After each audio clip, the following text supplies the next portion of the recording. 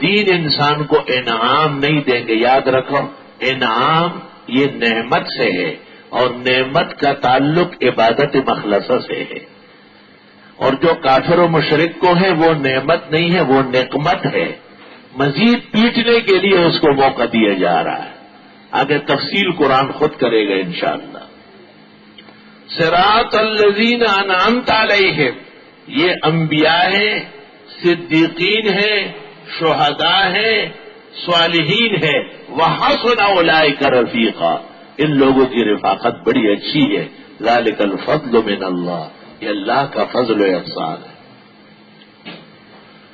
صراط الذین انعمت علیہم ہم کہتے ذکر الموافق.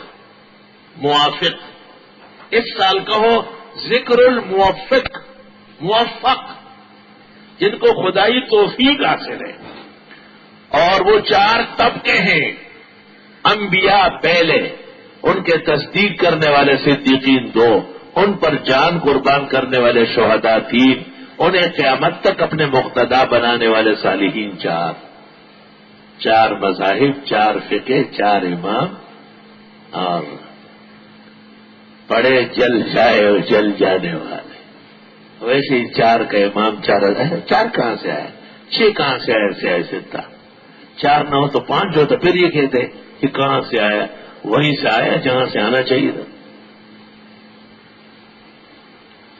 غیر المغضوب علیہم، اور ان لوگوں پر تیرا انعام ہوا ہے اور غضب نہیں ہوا. ولا الضالین، اور نہ وہ لوگ جو راہ راست سے بھٹک چکے ہیں. ابن جریر کی رائے یہ ہے کہ مغضوب سے مراد فساق ہے، فاسق فاجر، اور ضالین سے مراد کفار ہے. لیکن عبداللہ ابن عباس سے مرفوع روایت موجود ہے تمام تفاسیر میں کہ غیر المغضوب علیہم ہم الیہود ولا الضالین ہم النصارى.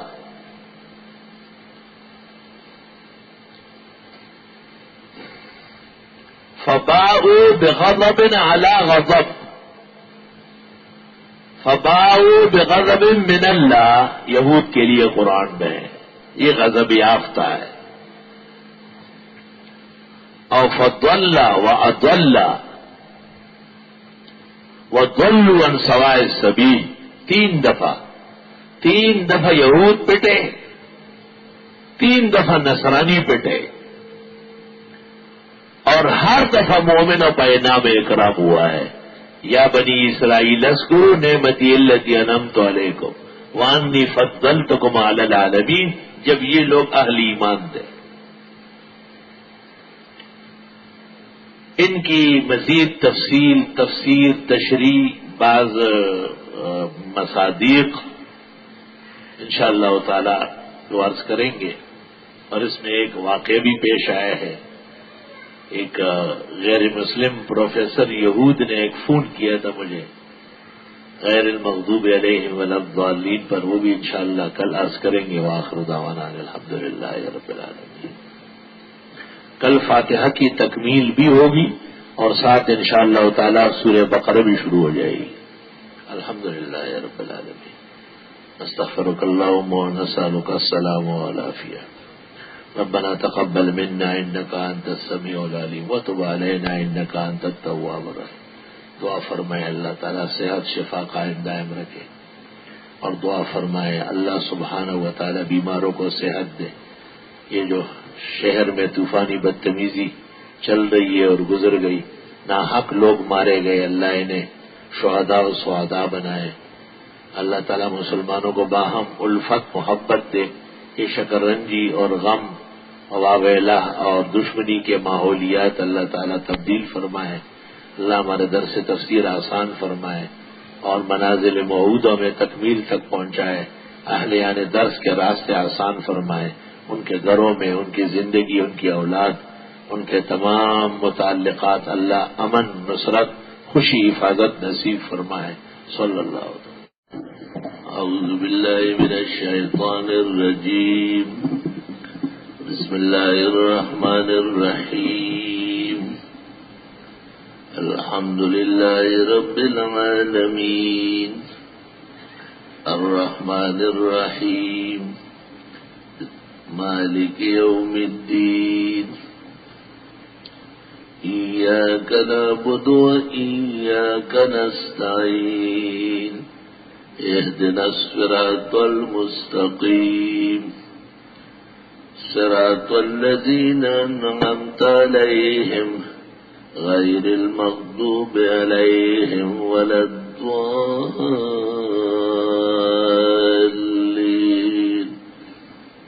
آمين. سورہ فاتحہ نزول میں 5ویں نمبر پر ہے.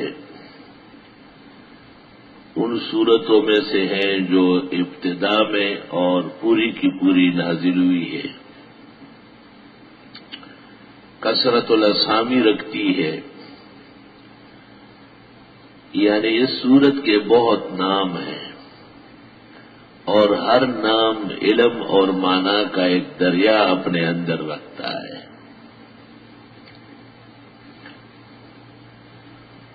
سورت کا دعویٰ ہے اللہ تعالی جل جلالہ عم نوالہ کی الوہیت، خدائی، شہنشائیت مطلقہ کا تعارف، جو 10 اسماء میں ہے، 5 ظاہراً اور 5 مضمراً.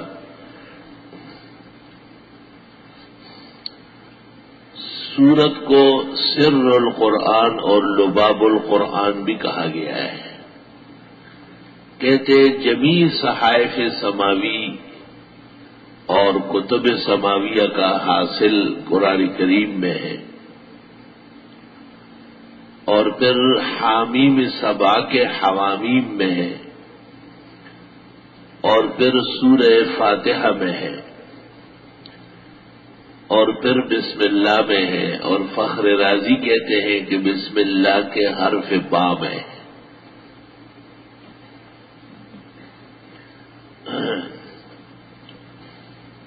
سورت بنیادی طور پر تمام سورتوں کا سرنامہ ہے، اس لیے فاتحہ کے بعد قرآن کی کوئی سی بھی سورت یا آیت کا پڑھنا درست اور صحیح ہے. بعض مفسرین نے اس موضوع پر کلام کیا ہے، فاتحہ فی کل سورہ. سورت تمام ان علوم پر مشتمل ہے جن پر قرآن کریم مشتمل ہے. وہ علوم تو بحر ذخار ہے، سمجھنے کے لیے اس کو 10 پر تقسیم کیا ہے. کہتے ہیں کہ ایک اللہ تعالی کی ذات کا علم ہے،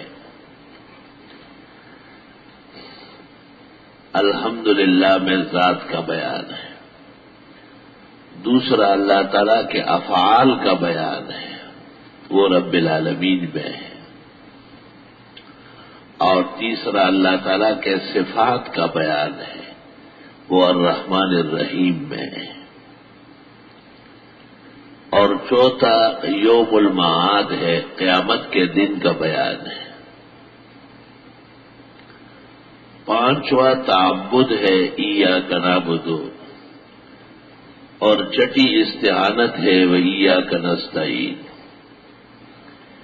یہی دعا ہے اہدنا الصراط المستقیم کی عبادت ہو اور خدا کی مدد جاری رہے.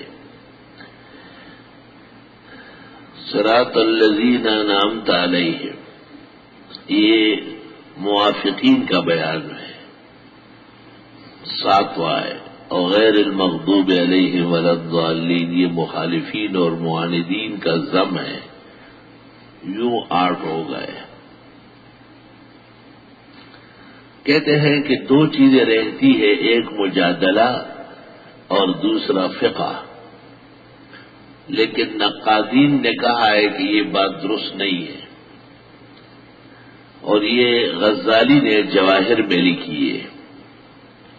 بلکہ تعبد بغیر تفقع کے نہیں ہے، اور جب مخالف متعین ہو گئے ہیں تو ان کے ساتھ جہاد کی ضرورت پیش آئے گی. 10 کے 10 علوم فاتحہ میں موجود ہیں۔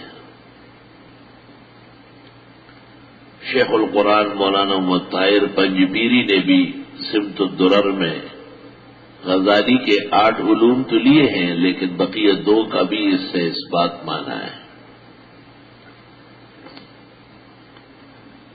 ایک اور تقسیم اس طرح ہے کہ مسئلے کل 4 ہے۔ ایک اللہ تعالیٰ کا خالق ہونا، وہ الحمدللہ میں ہے۔ دوسرا پیدا کرنا نہیں، پالنا بھی ہے، وہ ربوبیت کہلاتی ہے، رب العالمین ہے۔ تیسرا یہ کہ اثرات و خاصیات اور برکات دینے والا اللہ تعالیٰ الرحمن الرحیم۔ اور چوتھا یہ کہ یہ دنیا اور اس کی چیزیں ہمیشہ نہیں رہے گی، قیامت برحق ہے، مالک یوم الدین۔ اور یہ چاروں کے چاروں مسائل ہم سے شروع ہے۔ پہلے فاتحہ سے خالقیت کا مسئلہ ہے آخر مائدہ تک، اور ربوبیت کا مسئلہ انعام سے ہے آخر اسراء تک، اور شہنشائیت مطلقہ صرف رب العزت کو ہے، یا اثرات اور برکات ڈالنے والا اللہ بزرگ و برتر ہے۔ یہ الرحمن الرحیم کا بیان کاف سے لے کر آخر صبا و فاطر تک ہے۔ صبا اور فاطر دونوں ہم سے مصدر ہے، کیونکہ قیامت کا مسئلہ سب سے طویل مسئلہ ہے، اور وہ آخر قرآن تک ہے۔ مالک یوم الدین کی یہ تفسیر ہے۔ تفسیر مواہب میں یہ قول حضرت علی رضی اللہ تعالیٰ عنہ کا ہے۔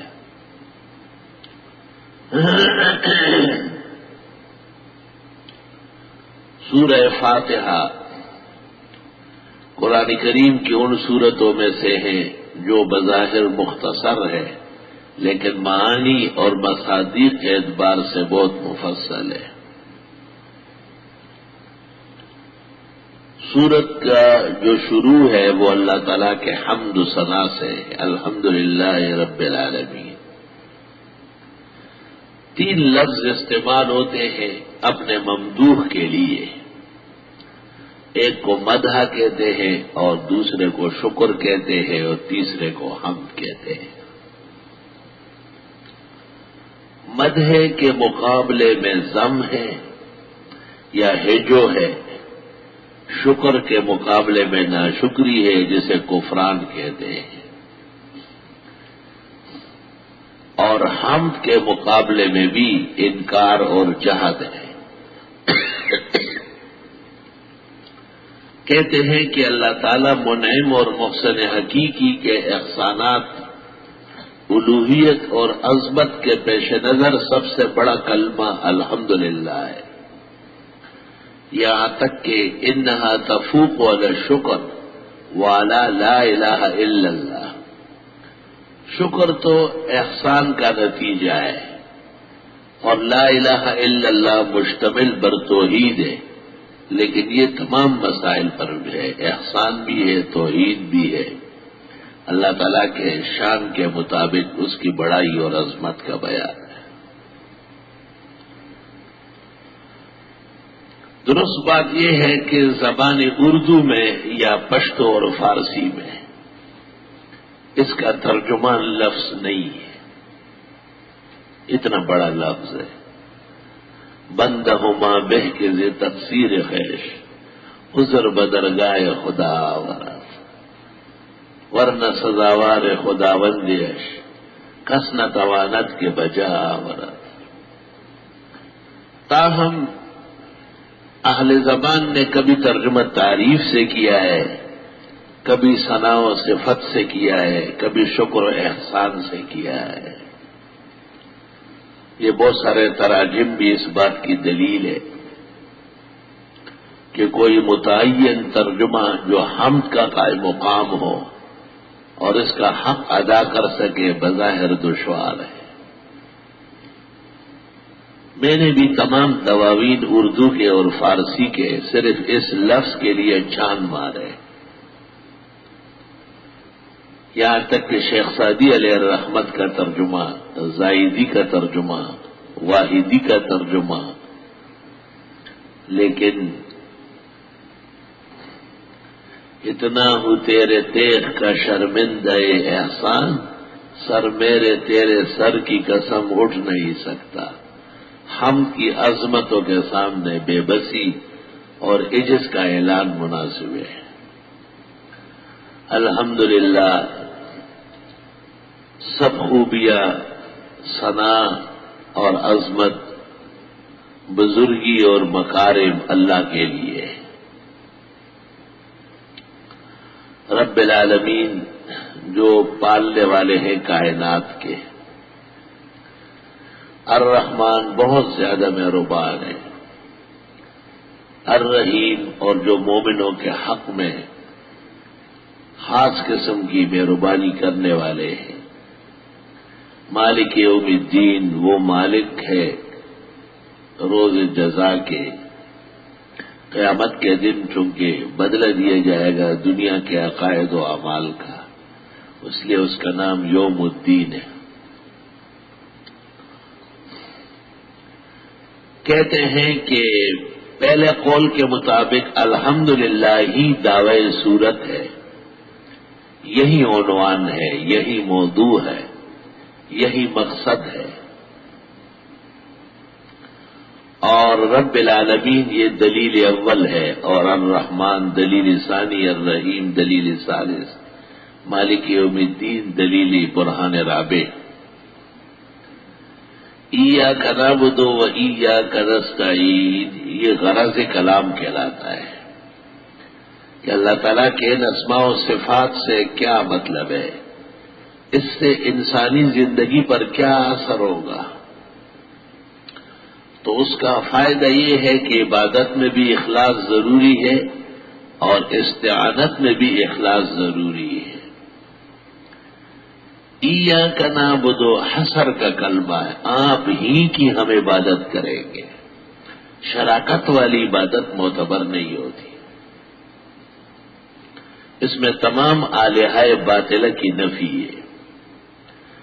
ادیان مجعولہ ان سب کا رد ہے جن میں کسی نہ کسی طریقے سے اللہ تعالیٰ کے علاوہ اوروں کی بھی عبادت ہے۔ مسیحی مذہب میں تو باقاعدہ اللہ تعالیٰ کے ساتھ اس کے بیٹے کا تذکرہ کرتے ہیں، وہ کہتے عیسیٰ علیہ السلام بیٹا ہے، شرم تم کو مگر نہیں آئی۔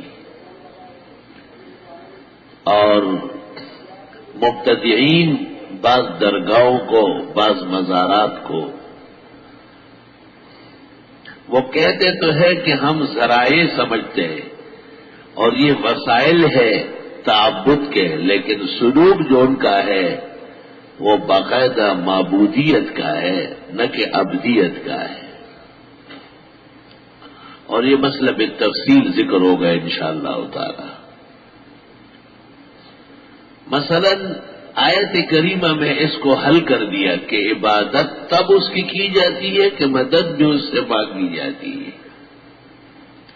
تو ہم دیکھتے ہیں کہ مبتدی جن کا تعبد کرتا ہے ان کو مستعان بھی جانتا ہے، اور ان کے خیال میں، ان کی کتابوں میں دافع البلا جیسی کتابیں ان کی موجود ہے، الامن والعلا موجود ہے، اس میں اس بات کا ثبوت ہے کہ بزرگان دین کا نام لے کر نعرہ لگایا جاتا ہے اور ان سے مدد مانگی جاتی ہے۔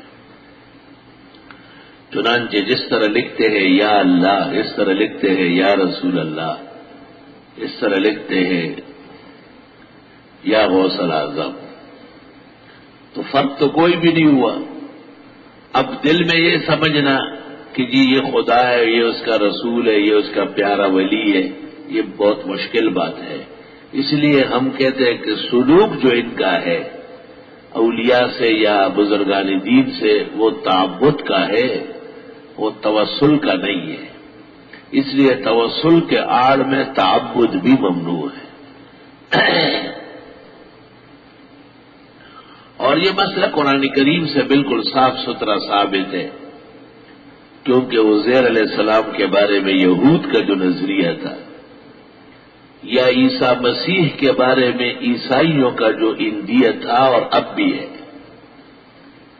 یا ملائکہ مقربین کے بارے میں مشرکین مکہ کا جو انداز تھا، وہ حقیقت میں وسائل ہی کا تھا، لیکن توسل کی حیثیت کمزور ہو گئی تھی اور اس نے اصل کی حیثیت اختیار کر لی تھی۔ اس لیے قرآن نے کہا ام خلقنا الملائکۃ اناثا وهم شاہدون الا انہم من افکہم لیقولون ولد اللہ وانہم لکاذبون اصطفى البنات علی البنین ما لکم کیف تحکمون افلا تذکرون۔ صافات کا آخر۔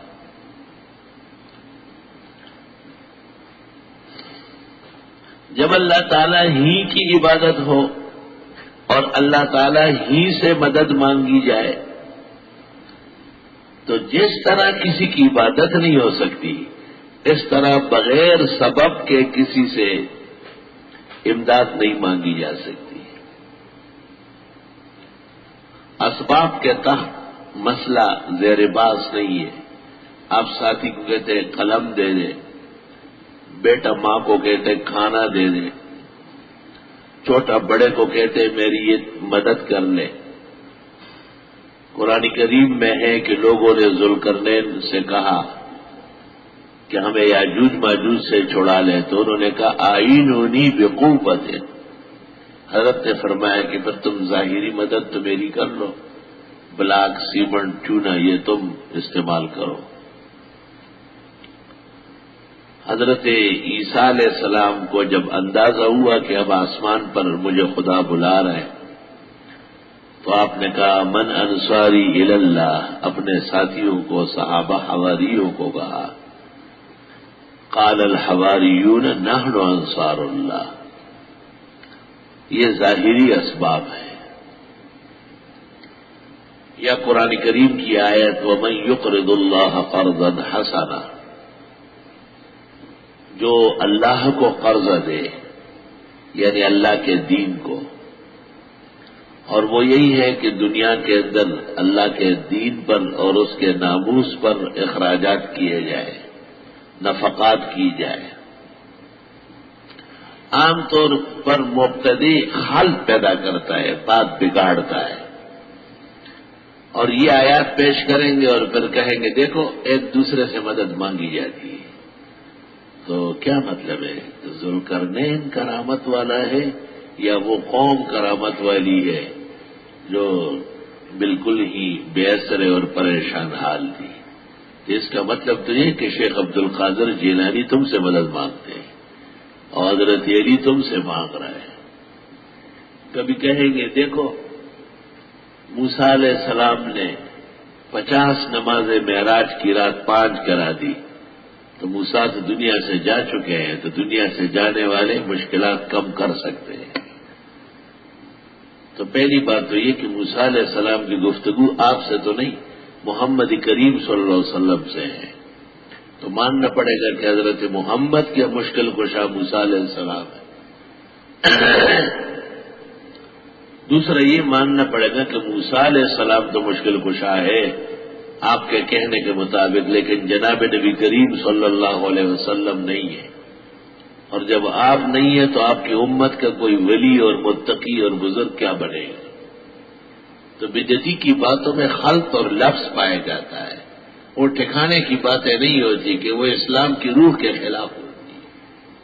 یہ اسلام کی روح کے خلاف باتیں ہیں۔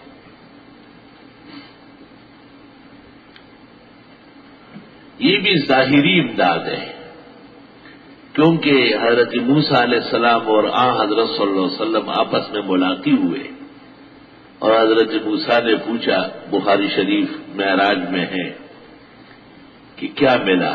انہوں نے کہا 50 صلاۃ، انہوں نے کہا بہت زیادہ ہے۔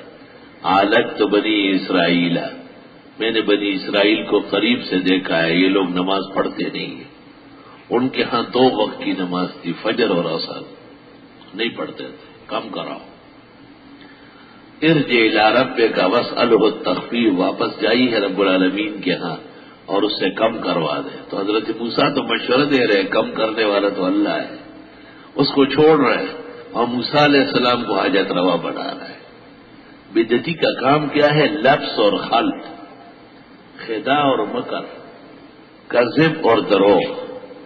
میں نے پہلے کہا ہے کہ ان کے ہاتھ دلائل نہیں ہوتی، مغالطے ہوتے ہیں۔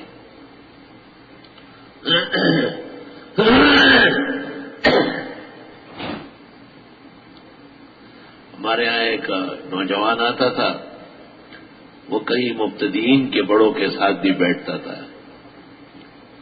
پھر ایک دوست کے ذریعے یہاں آتا تھا تو مجھ سے باتیں کرتے کرتے چیختا تھا، کہتے تھا افسوس کہ جن کو ہم حاجت روا مشکل کشا کہتے ہیں ان میں سے اکثر قتل ہو چکے ہیں۔ مطلب اس کا یہ تھا کہ ہمارا دعویٰ کیسے ثابت ہوگا کہ وہ خود اپنے آپ کو نہ بچا سکے۔ میں نے کہا قرآن یہی تو کہتا ہے کہ آپ کہے قل لا املک لنفسی نفعا ولا ضرا، آپ فرمائی میں اپنے لیے بھی نفع و ضرر کا اختیار نہیں رکھتا۔ یہ اہم مسئلہ ہے توحید کا، اللہ تعالیٰ کی عبادت مخلصہ کا اثبات اور اللہ تعالیٰ ہی سے استعانت کا عقیدہ۔ جب اللہ تعالیٰ کی عبادت ہو تو کس طریقے پر ہو، اور جب اللہ تعالیٰ سے مدد ہو تو کس طرح ہو؟ اہدنا الصراط المستقیم، ہماری رہنمائی فرمائی ہے سیدھے راستے کی طرف، کیونکہ راستے بہت زیادہ ہیں۔ فتفرق بکم السبل، بے انتہا راستے ہیں۔ وعلی اللہ قصد السبیل ومنها جائر، اللہ تعالی کا راستہ بالکل سیدھا ہے، اس کے علاوہ جتنے راستے ہیں سب ٹیڑھے ہیں۔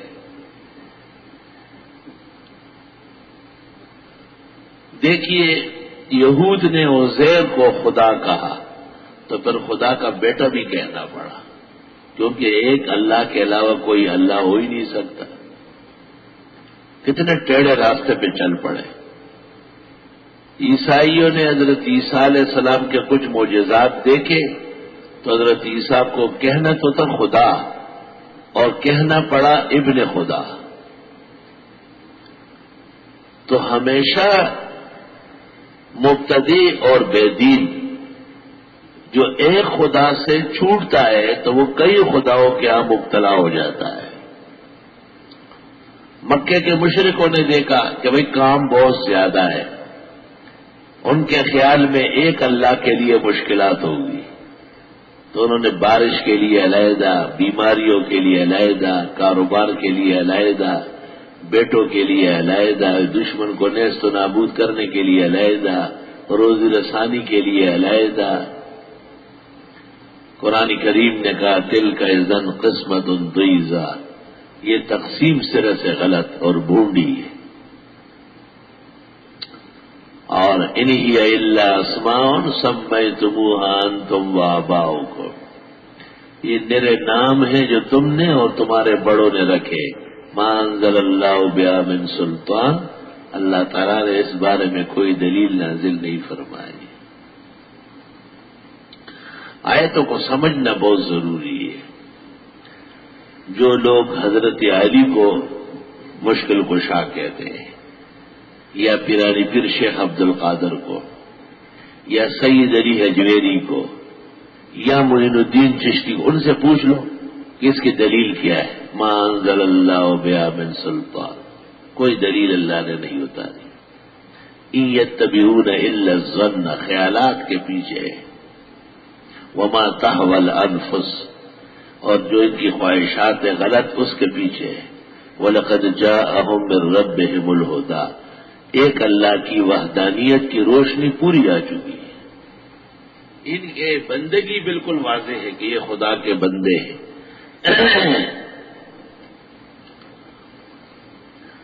اہدنا الصراط المستقیم، یہ دعا ہے۔ دعا بھی کوئی ماحول چاہتی ہے، ضروری ہے کہ دائی دعا مانگنے والے کا عقیدہ صاف ستھرا ہو. تو پہلے توحید بیان ہوئی، الحمدللہ رب العالمین الرحمن الرحیم. پھر یہ کہ دعا مانگنے والے کا نظریہ آخرت کا صحیح ہو، مالک یوم الدین. پھر دعا مانگنے والے کی عبادت ہو، ایاک نعبد. پھر دعا مانگنے والا صرف ایک اللہ سے مانگتا ہو، وایاک نستعین. لوگ اس لیے پہلے 2 رکعات پڑھتے ہیں، کبھی تلاوت کرتے ہیں، کبھی خیر خیرات اور انفاق فی سبیل اللہ کرتے ہیں، پھر دعا مانگتے ہیں. دعا بھی کوئی ماحول چاہتی ہے. مطلق ذکر بھی دعا ہے، اللہ یا رحمان، یہ بھی دعا ہے. لیکن تفصیلی دعا کے لیے تفصیلی پروگرام چاہیے. جناب نبی کریم صلی اللہ علیہ وسلم کی خدمت میں حضرت عمر آئے اور انہوں نے کہا کہ اگر اجازت ہو تو میں عمرہ کر کے آؤں. تو آپ نے فرمایا لا تنسانا عن دعائک یا اخی، میرے چھوٹے بھائی مجھے بھی دعاؤں میں نہ بھولنا. تو حضرت عمر تو ویسے بھی دعائیں مانگتے تھے، وہاں ہوتے ہوئے بھی عمر